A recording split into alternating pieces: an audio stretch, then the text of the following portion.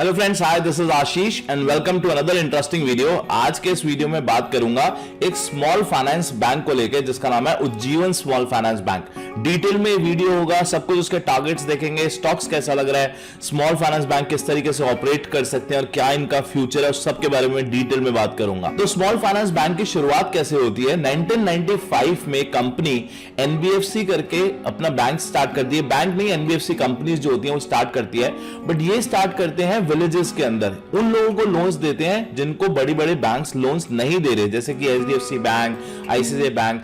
जैसे आपको लोन चाहिए विलेजेस के अंदर, ट्रैक्टर खरीदने के लिए लोन चाहिए या फिर एग्रीकल्चर के लिए लोन चाहिए, आपको किसी भी छोटा loan in the sense less than 50,000 rupees और लाख रुपीज से लेस देन का लोन चाहिए, तो ये बैंक्स वहां पे केटर करते हैं। तो इनको बड़ा banks, HDFC bank, ICICI bank interested नहीं थे उस जगह जाने में, तो वहां पे एनबीएफसी का ज्यादा रोल प्ले होता था। बट 1995 में जब एयू स्मॉल फाइनेंस बैंक, जिसका आज नाम है, जब वो स्टार्ट हुआ और 2013 तक उसका जो टर्नओवर था वो 4,000 करोड़ का लोन बुक हो चुकी थी। इतना लोन उससे लोग ले चुके थे। तब नजर में आया आरबीआई को और आरबीआई ने बोला नहीं सर, आप आ जाइए, आपको हम बैंक बनाते हैं, आप एनबीएफसी में नहीं रहेंगे। तो वहां से इन बैंकों की शुरुआत हुई जिसका नाम दिया गया स्मॉल फाइनेंस बैंक। तो स्मॉल फाइनेंस बैंक के अंदर आज की डेट में ऑलमोस्ट 12 से 15 बैंक्स आते हैं, जिनमें से एक है उज्जीवन स्मॉल फाइनेंस बैंक। तो 2019 में बैंक का आईपीओ यहां पे लिस्ट होता है इन प्राइसेस के आसपास। जब आईपीओ लोगों को मिलता है वो मिलता है ऑलमोस्ट 35 रुपीज के आसपास इसका आईपीओ का प्राइस था, और जब इसकी लिस्टिंग होती है तो 57-58 रुपीज पे लिस्टिंग होती है। बट यहां पर थोड़ी सी कह सकते हैं कि ड्रॉबैक बोले या फिर सही टाइम ना बोले इसका लिस्ट होने का, कि ये जो आप बड़ी सी कैंडल देख रहे हैं ये है कोविड। दिसंबर 2019 में प्राइसेस लिस्ट होते हैं यहां पर, और उसके बाद सीधा मार्च 2020 में हम सबको पता है जैसे कोविड स्टार्ट हो जाता है, तो ये कोविड की वजह से यहां पे शार्प डिक्लाइन आती है। जैसे ही कोविड खत्म होता है थोड़ा सा रिकवर होता है, लेकिन फिर से डिक्लाइन आती है। अब ये समझना इंपॉर्टेंट है कि डिक्लाइंस आ क्यों रही है, अब जो ये ग्रोथ हो रही है ये क्यों हो रही है। टेक्निकल रीजन से पहले उनके फंडामेंटल्स हम समझ लेते हैं, क्योंकि everything is assigned with fundamentals in long term. Technical में 2-3 दिन के लिए ऊपर नीचे आप प्राइसेस देख सकते हैं, but end of the day अगर उसके फंडामेंटल्स अच्छे नहीं होंगे तो ऊपर नहीं जाएगा, और फंडामेंटल्स अच्छे नहीं होंगे तो वो नीचे ही गिरेगा। तो वो देखना हमारे लिए इंपॉर्टेंट है। तो फर्स्ट चीज मैंने आपको जैसे बताया, ये जो मेजर डिक्लाइन थी ये कोविड की वजह से आई थी यहां पे मेजर डिक्लाइन, और उसके बाद जो ये सेकंड डिक्लाइन थी ये आई थी इनके एनपीएस की वजह से। एनपीए मतलब नॉन परफॉर्मिंग एसेट्स जिनको बोला जाता है। नॉन परफॉर्मिंग एसेट्स ऐसे एसेट्स होते हैं, जैसे आप इस तरीके को समझ सकते हैं कि बैंक ने लोन दिया लेकिन वो लोन रिकवर नहीं हो पा रहा। अगर 100 रुपीज का लेट से लोन दिया बैंक ने, लेकिन उसमें से 10 रुपीज बैंक को वापस नहीं आ रहे, तो इसका मतलब उनका एनपीए हो गया 10%। जितना कम होगा ये नंबर उतना अच्छा होता है बैंक के लिए। एक एवरेज बैंक का मैं आपको एनपीए बता देता हूं, यहां पर वो ऑलमोस्ट 2% के आसपास रहना चाहिए, 2 to 3%। उससे जितना नीचे होगा अच्छा है। 1% से नीचे भी एनपीएस होते हैं, बट 2% एक एवरेज एनपीए आप ले सकते हैं। तो एनपीए गिरने का जो रीजन था एनपीएस का वो था कोविड, बिकॉज कोविड की वजह से लोग पैसे नहीं दे पा रहे थे बैंक्स को, जितने भी उन्होंने लोन दिए हुए थे उनकी ईएमआईज नहीं दे पा रहे थे।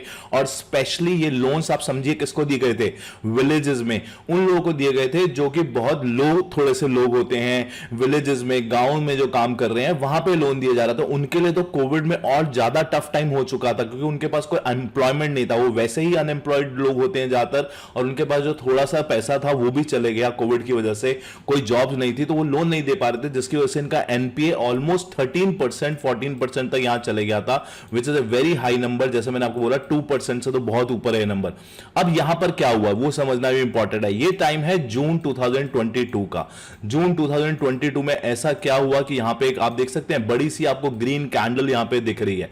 जून 2020 में भी हम देख लेते हैं कि क्या हुआ एक्चुअल में। अगर मैं आपको इसके फंडामेंटल्स दिखाऊं तो यहां पे आप देख सकते हैं कि ये है आपका जून, राइट, जून 2022, और जून 2022 में ये है इसके एनपीएस। आप देख सकते हैं यहां पे इनके एनपीएस चढ़ने स्टार्ट हो गए थे यहां से, और 7, 9, 11, 9, 7 यहां पे फर्स्ट टाइम ऐसा था जब इनको क्वार्टरली में एनपीएस गिरने शुरू हो चुके थे। ये टाइम था जून 2022 का, आप देख सकते हैं, और वही रीजन था कि प्राइसेस ने भी वहां से एप्रिशिएट करना स्टार्ट कर दिया। अभी कहां पर है इनके एनपीएस, अब आगे फ्यूचर क्या लग रहा है उस पर भी बात करूंगा, बट मैं आपको थोड़ा सा दिखा दूं अभी जो कस्टमर से बता रहे हैं अपने इनकी लेटेस्ट रिपोर्ट में, ऑलमोस्ट 76.9 लाख कस्टमर बेस है इनका यहां पर, जिसमें से अगर देखें जो एडिशन हुआ है कस्टमर्स का वो 12 लाख कस्टमर्स इनके इसी साल जुड़े हैं, तो विच इज ऑलमोस्ट 79 लाख का 12 लाख आई वुड से 15% की कस्टमर्स में ग्रोथ हुई है। यहाँ पे 15% customer growth is a good number. 15 to 20%, 20% से ऊपर जितना होगा आई वुड से एक्सेलेंट, और 15 to 20% is a good number. तो customer wise it is a good number. But यहां पर मैं एक चीज पे और बहुत फोकस करता हूं जब भी हम बैंकिंग के किसी स्टॉक को लेते हैं, वो है डिजिटल बैंकिंग, क्योंकि आने वाला फ्यूचर जो है वो डिजिटल बैंकिंग का ही है। ये मैं अपने आईसीआईसीआई बैंक के स्टॉक के एनालिसिस में भी बता चुका हूं, एचडीएफसी के स्टॉक के एनालिसिस में बता चुका हूं, वहां डिटेल में बता चुका हूं। तो यहां पर अगर आप देखें तो 14.45 बैंक के जो कस्टमर्स हैं आउट ऑफ 79 लाख, वो मोबाइल बैंकिंग पे हैं, विच आई वुड से ऑलमोस्ट कितना परसेंट हुआ आपका, 18% के आसपास। थोड़ा बहुत इधर उधर हो सकता है, एग्जैक्ट कैलकुलेशन मैं भी नहीं कर रहा हूं, बट 18% के आसपास आप मान के चलें नंबर जो है मोबाइल बैंकिंग पे। ये नंबर मुझे थोड़ा सा देख के लो लग रहा है। वाई लो लग रहा है? क्योंकि अगर मैं इसको आईसीआईसीआई बैंक या किसी अच्छे बैंक से कंपेयर करूं, आईसीआईसीआई बैंक के भी रिसेंटली बैलेंस शीट में मैंने आपको दिखाया था, वहां पे 70% ऑफ द ट्रांजैक्शंस जो होती हैं वो डिजिटली होती हैं। तो इसका मतलब 70% से ज्यादा ही लोग उनके डिजिटल यूजर्स मोबाइल बैंकिंग को यूज करते हैं। बट यहां पर 18% इस नंबर को दिखाया गया, जो कि यूजर्स हैं, अभी कितना उसको यूज करते हैं वो नहीं बताया गया यहां पे। सो आई एम श्योर कि वो थोड़ा 18% से लो ही होगा। तो as compare to other banks थोड़ा सा मुझे ये नंबर यहां पे लो दिख रहा है, but still I would say okay, क्योंकि स्मॉल फाइनेंस बैंक है यहां पर। अगर इसका हम यहां पे लोन सेगमेंट देखें ना, तो देखिए जैसे मैंने आपको बताया था, मैक्सिमम लोन जो है इनका माइक्रो ग्रुप लोन्स होते हैं। ये वो लोग होते हैं जो कि अंडर एम्प्लॉयड लोग होते हैं, जिनके पास ज्यादा सैलरीज नहीं होती, विलेजेस में लोग रखते हैं। 20,000, 30,000, 50,000 का लोन जो लोग लेते हैं मैक्सिमम वहां पर होता है। लोन ग्रोथ देखें तो 11% की ग्रोथ वहां पर हुई है। जो इंडिविजुअल लोन्स हैं वहां पे 19% की ग्रोथ है। एमएसएमई में थोड़ा सा डिक्लाइन है, हाउसिंग में इंक्रीज है, एफएल में। तो टोटल अगर मैं इनकी लोन बुक बोलूं तो 10% के आसपास इंक्रीज हुई है year on year, quarter to quarter. Year on year 33% की ग्रोथ है, क्वार्टर टू क्वार्टर 10% की ग्रोथ है। So this number is also very good number I would say, because 20% से ऊपर ग्रोथ अगर हो रही है, that two year on year, is a good number. इनकी 33% ग्रोथ हुई है, तो ये नंबर तो को देख के अच्छा लग रहा है। क्योंकि अगर बाकी बैंक्स की मैं बात करूं तो उनके भी जो ग्रोथ है पिछले एक साल के अंदर 20% के आसपास हुई है। यहां पे आप देख सकते हैं जो कंपनी के एनपीए थे बैंक के, देखिए ग्रॉस एनपीए 0.091 होते थे और वो आ गए थे सीधा 7 पर। यही प्रॉब्लम होती है स्मॉल फाइनेंस बैंक पे। इनके जब एनपीए बढ़ते हैं ना तो ये 1-2% करके नहीं बढ़ते, ये इसी तरीके से ऑलमोस्ट 7 टाइम्स बढ़ गए एनपीए। वहां पे थोड़ा सा रिस्क हो जाता है स्मॉल फाइनेंस बैंक के साथ, बट जब गिरते हैं तो गिरते भी इसी तरह फास्ट हैं। अब देखिए 2.6 पे आ चुके हैं, नेट एनपीए भी 2.9 तक चले गया था, 4 पर आ गया।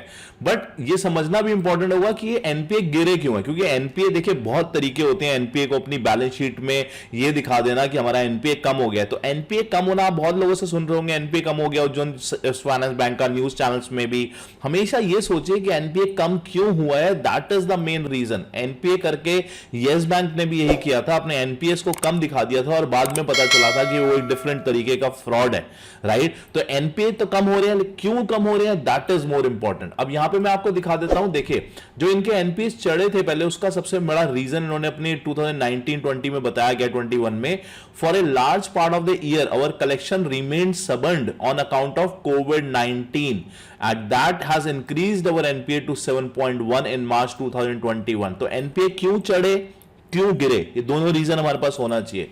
क्यों इंक्रीज हुए वो हमें क्लियर हो गया, यहां से कोविड की वजह से इंक्रीज हुए थे। मार्च 2020 में NPA has grown to 2.9% because of COVID. मैंने इनकी बाकी भी बैलेंस शीट पढ़ी है, उसमें भी यही बताया गया 2020 में भी कि it is because of the Covid. Okay, तो ये हमें रीजन एक समझ में आ गया कि कोविड की वजह से इंक्रीज हुए थे।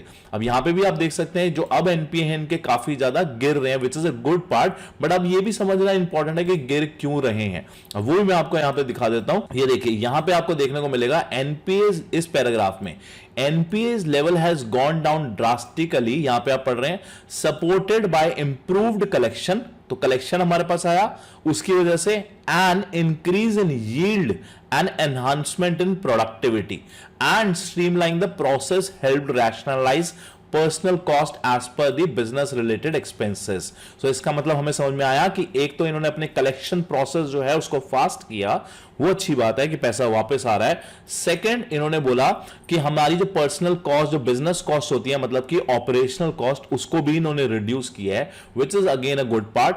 थर्ड इंपॉर्टेंट पार्ट जो इन्होंने बोला कि N increase in yield. Yield का मतलब क्या होता है वो भी मैं आपको यहां पे दिखा देता हूं।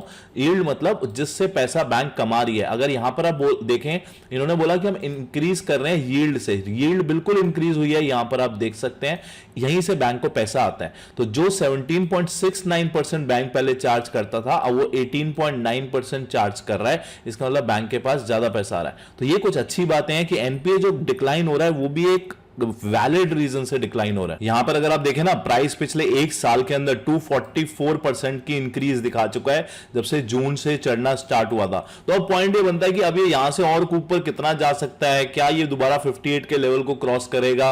अभी इसके रिजल्ट्स भी चल रहे हैं, उसके बारे में भी बात करेंगे, या फिर यहां से थोड़ा सा पॉज ले सकता है या डिक्लाइन आ सकता है। देखिए, उसके लिए एक बहुत इंपॉर्टेंट रेशियो में समझना इंपॉर्टेंट है, जिसको बोला जाता है price to earning. Price to earning का मतलब ये होता है कि प्राइस और अर्निंग्स कंपनी की कहां जा रही हैं। तो नो डाउट अर्निंग्स में थोड़ा सा यहां पे बेटरमेंट हुआ है, बट अगर हम इसका स्टॉक का प्राइस टू अर्निंग रेशियो देखें, वो अभी चल रहा है 7.70 पे, और पहले का, आज से 3 साल पहले का अगर मैं प्राइस टू अर्निंग आपको दिखाऊं तो वो है 4.57, और 5 साल पहले का 4.57 के आसपास ही है।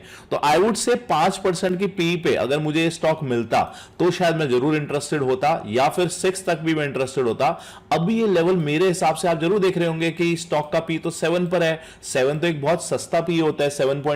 आप इसको इस तरीके से सोच रहे होंगे, राइट? देखिए, यहां पे मैं आपको एक और लर्निंग देता हूं। जब भी आप प्राइस टू अर्निंग को चेक करते हैं, उस प्राइस टू अर्निंग को किसी और के प्राइस टू अर्निंग से कभी कंपेयर मत करिएगा। उसके प्राइस टू अर्निंग को आपको उसी कंपनी के प्राइस टू अर्निंग से कंपेयर करना होता है। I think this is a bulb on movement, right? तो if it is a bulb on movement, like कर दीजिएगा, सब्सक्राइब नहीं करा तो वो भी कर लीजिए। तो यहां पर जो मेरे को भी देखने को मिला कि प्राइस टू अर्निंग इसकी पहले जो थी 4.55 के आसपास थी, अब 7.7 ऑलमोस्ट 8 के आसपास हो चुकी है, और काफी पिछले एक साल के अंदर ग्रो कर चुका है। रिजल्ट्स कंपनी के आ रहे हैं, बेटर ही होंगे अभी तक जो देख के लग रहा है, बट यहां पे हो सकता है मुझे थोड़ा सा पॉज लेने को लग रहा है। अभी इन लेवल्स के आसपास यहां से बैंक बहुत ऊपर जाना थोड़ा सा टफ हो जाएगा बैंक के लिए। क्यों? क्योंकि प्राइसेस हमेशा उस चीज को डिस्काउंट कर लेते हैं जो न्यूज आने वाली होती है। तो अगर रिजल्ट्स अच्छे आने वाले हैं, वो ऑलरेडी बोला जाएगा कि फैक्टर इन हो चुके हैं यहां पर। अब यहां पे जो कुछ चैलेंजेस मेरे को दिख रहे हैं ना इस बैंक को लेकर, वो भी मैं आपको 4 से 5 चैलेंजेस बता सकता हूं, उससे आपकी पिक्चर और क्लियर हो जाएगी। सबसे बड़ा चैलेंज मेरे को दिख रहा है यहां पे कंपटीशन। काफी नए फाइनेंस बैंक आ रहे हैं, उनका आईपीओ लिस्ट हो रहा है, तो इस एरिया में काफी नया पैसा आने वाला है। अभी उत्कर्ष स्मॉल फाइनेंस बैंक का भी आईपीओ लिस्ट हुआ है, राइट? और वो लिस्ट इसलिए भी हो रहे हैं क्योंकि आरबीआई उनको बोल रही है अब आपको एनबीएफसी कंपनी ना करके आपको एक पब्लिक लिमिटेड कंपनी बनानी पड़ेगी। वो एक मेन रीजन है उनका, जितने भी ये स्मॉल फाइनेंस बैंक है लिस्ट हो रहे हैं। तो अब कंपटीशन यहां पे बढ़ता जाएगा। जब कंपटीशन बढ़ेगा तो उससे होगा क्या कि जो बड़ा प्लेयर होगा, जिसको पैसा लगाना है अपना, वो एक अच्छे से अच्छा बैंक चूज करेगा, राइट? तो स्मॉल फाइनेंस बैंक कैटेगरी के अंदर भी अब आपकी वो हो जाएगा कि एक आईसीआईसीआई बैंक, एचडीएफसी बैंक की फाइट होगी, और फिर एक्सिस बैंक और कोटक की फाइट हो रही है, राइट? तो इस तरीके से बैंक्स डिवाइड हो जाएंगे। तो यहां पर आपको देखना पड़ेगा कि कौन सा ऐसा बैंक है जो एचडीएफसी और आईसीआईसीआई बन सकता है स्मॉल फाइनेंस बैंक कैटेगरी में। तो कंपटीशन में आप देखिए कि बाकी बैंक्स क्या कर रहे हैं, उनमें से कौन सा बैंक अच्छा है। सेकंड जो मुझे यहां पे कंसर्न लगता है, चैलेंज लगता है बोलूंगा, वो है रेगुलेटरी इश्यूज। अभी काफी सारे, क्योंकि अभी नए नए बैंक्स आरबीआई कैटेगरी के अंडर आए हैं, तो काफी सारी इनको रेगुलेटरी इश्यूज होगी, जिससे हो सकता है थोड़े से प्रॉफिट मार्जिन में कई बार इनको कैश बोला जाएगा कि आपको जो प्रोविजंस करने हैं अपने, वो ऑलमोस्ट 70-80%। मैं इनका प्रोविजन देख रहा था, वो था 60% के आसपास, विच इज वेरी लो। अब बढ़ चुका है वो 90%, बट बीच में 60% भी था। तो कुछ ऐसे क्लॉज होंगे जो आरबीआई इनको बोलेगी आपको ये भी करना है, आपको बैंक में बैलेंस इतना रखना मैंडेटरी है, आपको ये रूल्स मेंटेन करने हैं, रेशियोज इतने बनाने हैं। तो उस वजह से थोड़ा थोड़ा प्रेशर आता रहेगा बैंक्स के ऊपर। वो मुझे सेकंड इशू लगता है। थर्ड मुझे इशू जो मेजर यहां पे लग रहा है, वो है कि इस बैंक को मैं जो देख रहा हूं, हमेशा पैसों की जरूरत पड़ रही है। ये अपना इक्विटी रेस करते जा रहे हैं, यहां पे नए नए शेयर्स मार्केट में लगा रहे हैं। प्रमोटर्स ने भी अपनी होल्डिंग यहां पे बेची है पिछले कुछ महीनों के अंदर, जब स्टॉक प्राइसेस एप्रिशिएट करें। तो पैसे की जरूरत इस बैंक को लग रही है मुझे यहां देख के। तो अभी के हिसाब से मैं शायद इस बैंक में इन लेवल्स पे तो एंट्री नहीं करूंगा। ये मेरी एक पर्सनल सजेशन है, कोई भी बाय सेल रिकमेंडेशन नहीं है। बट हां, अगर मुझे ये प्राइसेस यहां से डिक्लाइन होते हैं किसी भी रीजन से, और वहां पे मुझे वैल्यूएशन अच्छी लगती है, so I think this could be a good opportunity. Okay, I hope आपको कुछ लर्निंग मिली है, नहीं मिली है, जैसा भी मिला है लाइक करें, डिसलाइक भी करें अगर अच्छा नहीं लगा, लेकिन बताइएगा जरूर, तभी तो मैं आपसे कनेक्ट कर पाऊंगा। Thank you, bye bye and have a great day.